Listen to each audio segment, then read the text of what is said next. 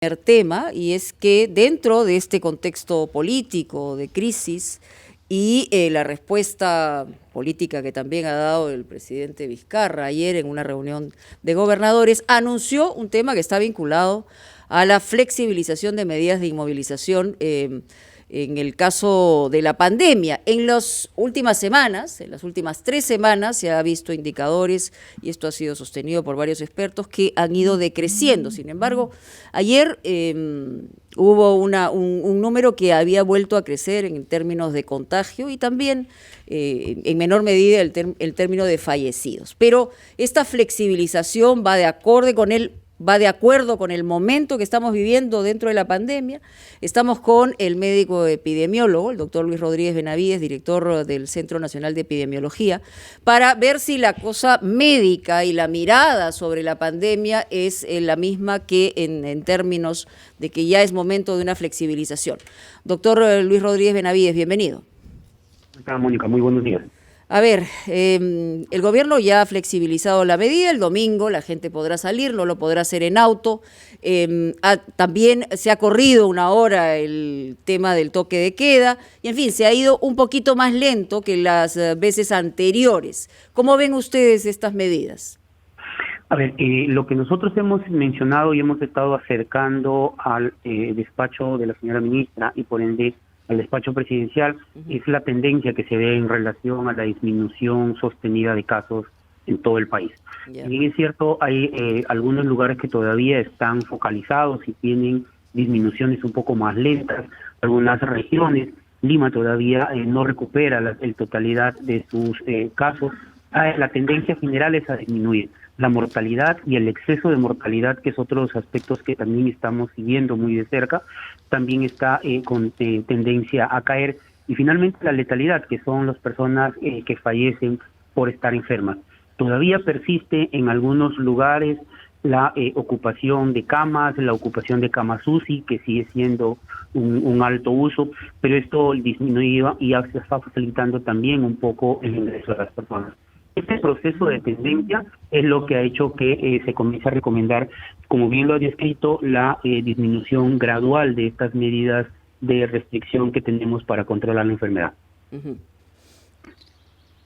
Sí, doctor Rodríguez, nos ha dicho usted que Lima, que concentra el 40% de los casos a nivel nacional, me parece, no ha recuperado todavía niveles necesarios para tener un optimismo fundado.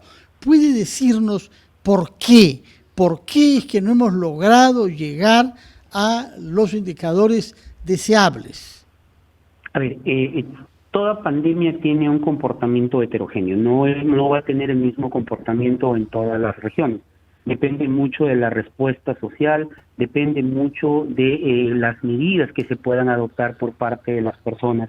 Entonces, Lima todavía tiene un tercio de la población total, tiene todavía necesidad de transportes masivos, tiene todavía la necesidad de recuperar su actividad económica mucho más rápida y probablemente esto sea lo que está disminuyendo mucho más o siendo más lento que el proceso se recupere. El sur, a pesar de haber sido una zona afectada grandemente, ha disminuido de manera también marcada. Sin embargo, todavía algunos indicadores como el uso de camas hospitalarias todavía se resisten.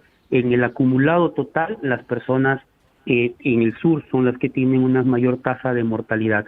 Pero Lima creemos de que es una de las zonas que va a demorar mucho más, es donde casi marca el modelo de la pandemia. Estos 6 meses es mucho más largo su retorno a la normalidad, a diferencia de otras provincias y de otras regiones, donde los casos han sido mucho más explosivos y el tiempo ha transcurrido entre 2 meses, 2 meses y medio para casi regular a sus valores normales.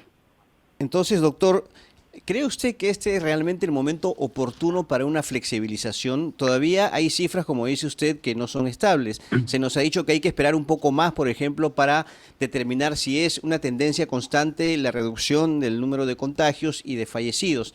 Entonces, se nos ha dicho también que se han obtenido resultados por el tema del aislamiento social de los domingos, el toque de queda, pero esta situación de flexibilizar las disposiciones, ¿se dan, cree usted, un momento oportuno? ¿No puede haber aquí, Dios no quiera obviamente, ¿no?, pero un efecto negativo de relajación?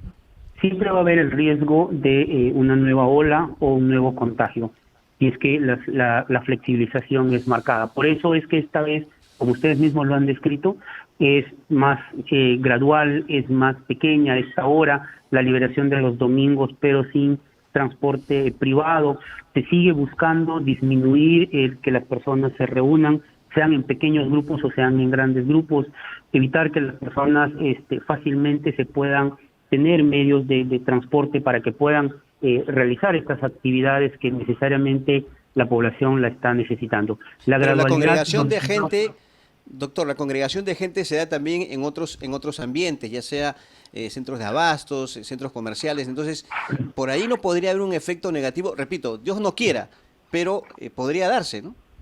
Vuelvo a insistir, siempre va a haber la posibilidad de que haya nuevamente un incremento de casos, y esto se va a ver a lo largo de 2 semanas. Por eso tenemos estas próximas 2 semanas, que es el periodo de desarrollo de la enfermedad, que es donde se observan los efectos de las medidas, y eso es básicamente uno de los fundamentos potenciales, porque hace más de 2 semanas que se ha puesto el tema de la restricción de los domingos, y por eso es que se ha visto este descenso. Esperemos que todavía sigamos así a pesar de esta liberación de ahora. Todos coinciden que Doctor, efectivamente... Sí, Fernando, déjame solamente una acotación. Sí, adelante. Todos coinciden en que el tema de la inamovilidad del domingo ha incidido en el decrecimiento, digamos, de las cifras de contagios. Pero solamente colocar esa importancia como factor hace que el tema de medidas en términos gubernamentales no sean las que verdaderamente están disminuyendo los números. O sea, te dejo en tu casa, disminuyen los números, te saco de tu casa, puede comenzar a subir los números. O sea, hay otros factores, ¿no? Sí, están correlacionados con muchos más factores. Todos estos factores del autocuidado, todos estos factores del distanciamiento necesariamente tienen que ver y son los principales factores que están contribuyendo al control de la enfermedad. Por eso, esta disminución o esta liberación de los domingos es en las provincias, en las regiones donde ya la medida se ha flexibilizado. Aquellas provincias y regiones en las que todavía tenemos mucho riesgo o el valor es inestable, ellos van a persistir, no se va a liberar los días domingo y por lo tanto ellos siguen con las mismas medidas restrictivas. Doctor, quería comprender qué cosa está pasando con las camas de hospitales, porque el presidente Vizcarra ha dicho que de las 18.000 camas disponibles, solo la mitad viene siendo ocupada, es decir, que hay muchas altas, tenemos ahora capacidad de camas, pero sin embargo, las camas UCI están ocupadas, creo, hasta 1.500 casos. ¿Por qué hay esta desproporción entre los pacientes que están en camas hospitalarias y los que se hallan en camas UCI? A ver, 2 factores fundamentales. Uno es el número de camas y el número de casos de personas que necesitan llegar a la utilización de ventiladores y de camas UCI. Por eso, nuevamente, insistimos en la medida de prevención. Y el otro tema que hace difícil controlar el uso de las camas UCI es de la permanencia hospitalaria. Hay personas que pueden fácilmente superar los 20 días, 25 días o 30 días en la unidad de cuidados intensivos. Entonces, esa permanencia prolongada hace que una vez que esa cama es ocupada, después de un mes, probablemente dependiendo de la evolución de la persona, sería desocupada. Entonces, eso está afectando mucho y por eso es que estas camas siguen aún siendo altamente demandadas y altamente ocupadas. Muy bien, muchísimas gracias. Mónica, sí. si es que me permites, quisiera que aclare algo el doctor Rodríguez, que es especialista en epidemiología, la decisión tomada respecto a los autos privados el día domingo, porque hay muchas personas que se han quejado diciendo que los autos privados son los que contagian menos. Bueno, hay menos gente dentro del carro también. Sí, por supuesto, solamente 10% de los trayectos, por pronto en Lima, se hace en auto privado. Pero se presume que no se contagia ahí, ¿no? Porque quienes están ahí están con, digamos, personas de su intimidad. ¿Por qué se ha tomado esta medida de permitir el transporte público el día domingo, pero no el uso de autos privados? A ver, veamos, los autos privados es cierto, si lo medimos por el número de personas que traslada, probablemente sea un espacio muy diminuto en el trato de en la transmisión de la enfermedad. Sin embargo, los días domingos entendemos que la mayor cantidad de personas estamos libres y podemos utilizar nuestros autos o nuestros medios de transporte privados para acudir a visitar con más frecuencia familiares.